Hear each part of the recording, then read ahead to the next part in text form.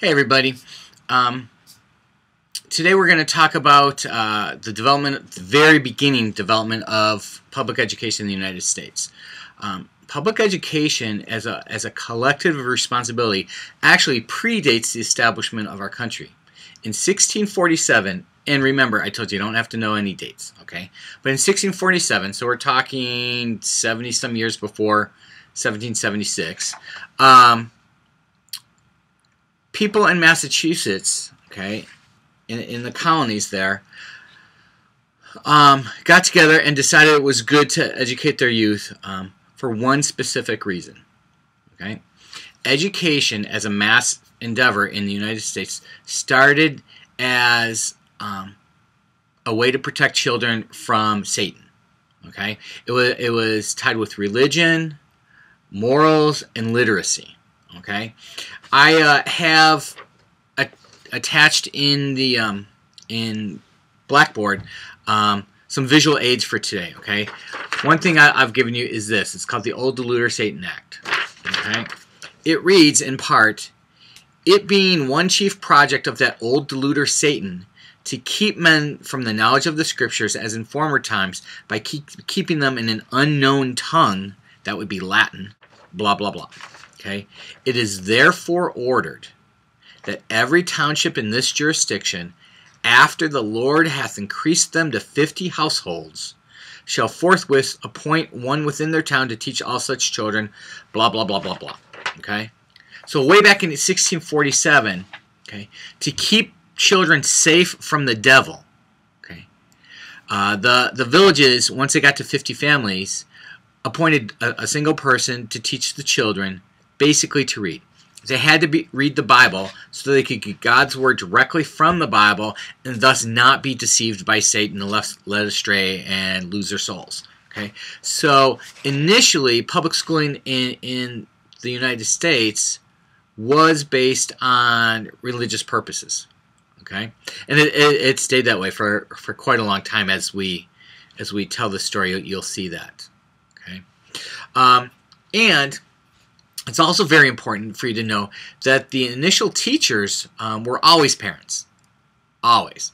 Okay. The fathers were out doing whatever they were doing for the most part, and the mothers were tending the home, keeping the hearth warm, and teaching the children typically out of the Bible.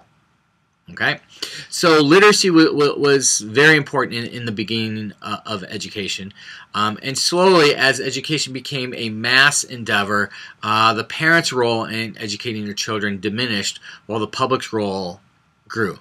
Okay, and I just want you to know where this all started. That's all you really need to know about the Deluder Satan Act. Okay, then let's move up to the 1700s with Thomas Jefferson. Here's a quiz for you.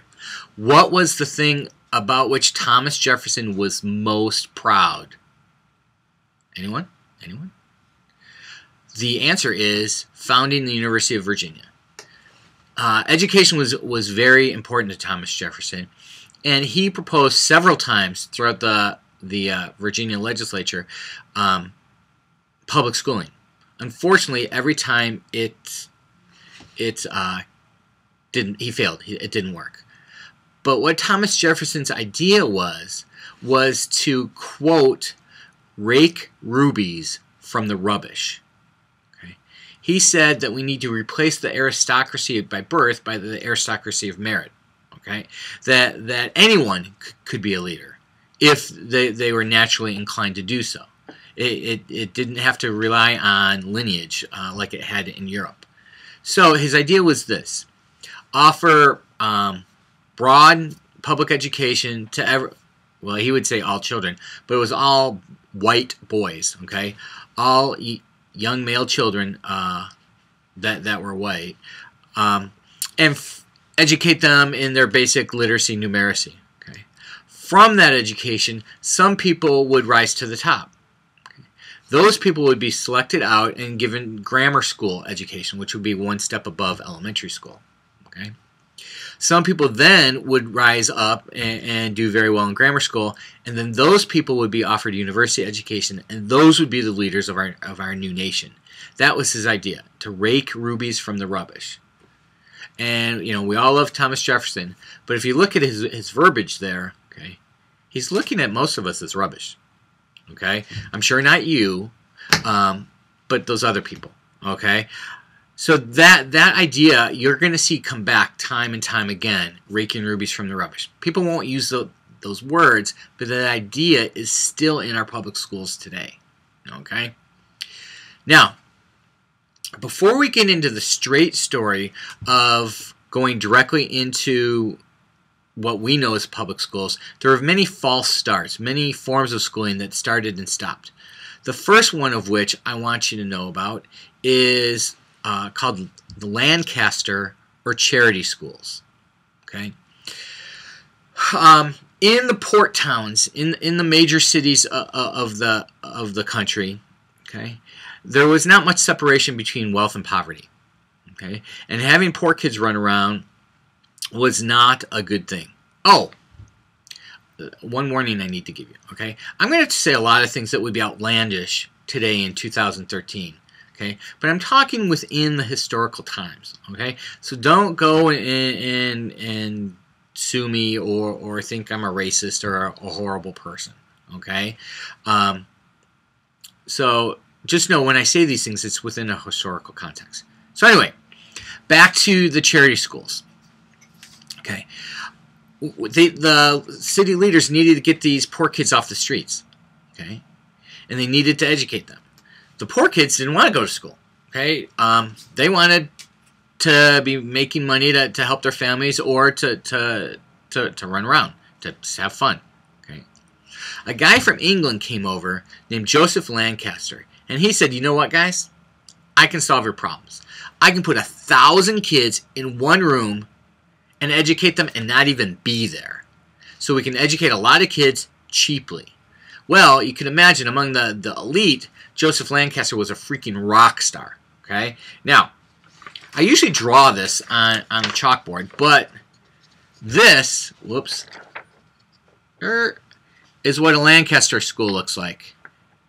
It also is a link below in Blackboard. Okay? So I want you to look at that picture. Okay? Basically, you have rows and rows and rows and rows of benches. Okay? You've got a platform in the front of the class, and the headmaster's up there. Okay. If you've ever seen, what's it called? A Christmas Carol. When Scrooge is thinking back to his school days, that's a good approximation of a Lancaster school. Okay. But anyway, you think lots of rows of benches, lots and lots of kids. All right. At the end of each row, or every couple of rows, there are monitors. Monitors are just the smarter kids. So what happens is the headmaster tells the monitors what to teach them, and the monitors actually do the instruction in their little row. Okay. Now, these children are ranked from basically the young or the poorly performing kids up to the top-notch students. And that's where we get our phrase, go to the head of the class from. You earn your way up as you do better in school. Okay? But this is important. These were poor children. This was a form of charity.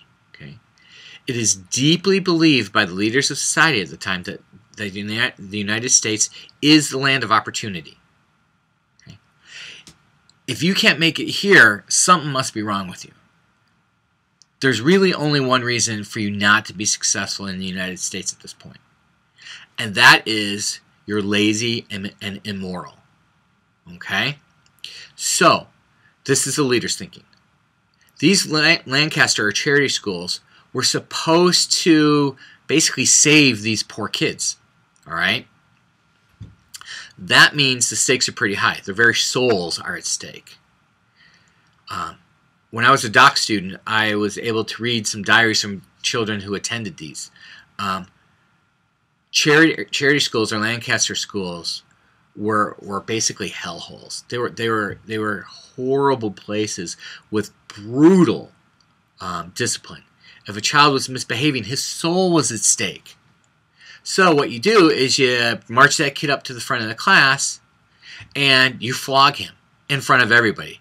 For those who don't know what flogging is, basically you take the kid's shirt off, you take a cat of nine tails, which is basically a handle with 9 leather straps coming out of it, and you whip the kid in front of everybody, which will beat the devil out of him and scare the hell out of everyone else.